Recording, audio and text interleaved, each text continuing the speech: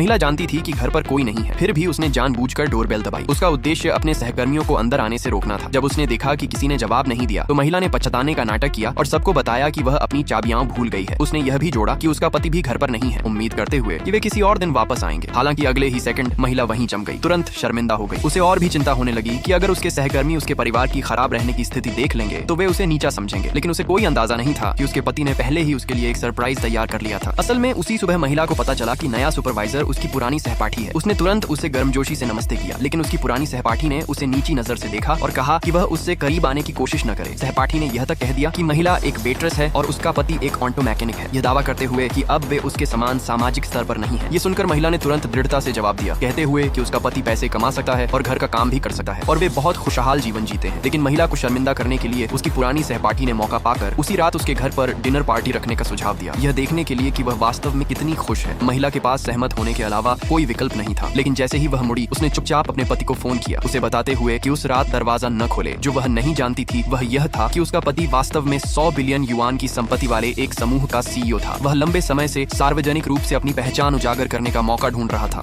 इसलिए उसने इस अवसर का उपयोग अपनी आर्थिक ताकत दिखाने के लिए करने का फैसला किया। उसने तुरंत एक निर्माण टीम को घर को फिर से सजाने के लिए बुलाया और एक शीर्ष स्तर के शेफ को भी महंगे व्यंजनों की एक पूरी मेज तैयार करने के लिए आमंत्रित किया। जब महिला अपने सहपाठियों को घर लेकर आई तो हर कोई अविश्वास से स्तब्ध रह गया। हालांकि महिला का घर बड़ा नहीं था, सजावट बेहद शानदार और गर्मजोशी भरी थी। खासकर उस रात के व्यंजन वे वही थे जिन्हें सबने पहले केवल टीवी पर देखा था। ये देखकर महिला भी हैरान रह गई। वह बस अपने पति से पूछने ही वाली थी कि क्या हो रहा है, तभी उसकी पुरानी सहपाठी ने उस आदमी का मजाक उड़ाया कि वह केवल अपनी इज्जत बचाने के लिए अमीर बनने का नाटक कर रहा है। सहपाठी ने यह भी कहा कि अगर तुम सच में अमीर हो तो महिला के पास हीरे की अंगूठी क्यों नहीं है। यह कहते हुए उसने अपनी 100,000 युआन की हीरे की अंगूठी दिखाकर शेखी बघारी। हालांकि यह सुनकर सीईओ ने तुरंत कबूतर के अंडे के आकार की एक हीरे की अंगूठी निकाल ली, यह कहते हुए कि उसने इसे बहुत पहले खरीद लिया था लेकिन अभी तक महिला को नहीं दिया था। लेकिन पुरानी सहपाठी ने जोर देकर कहा कि यह हीरे की अंगूठी नकली है। आखिर इतना बड़ा हीरे की अंगूठी कम से कम 10 मिलियन युआन की होगी, तो उसके जैसा एक नैनो मैकेनिक इसे कैसे खरीद सकता है। महिला को और ज्यादा शर्मिंदा करने के लिए पुरानी सहपाठी ने एक ऐसे सहकर्मी से जिसे हीरे की अंगूठियों के बारे में जानकारी थी इसे पहचानने के लिए कहा, लेकिन अगले ही सेकंड हर कोई सदमे में जम गया।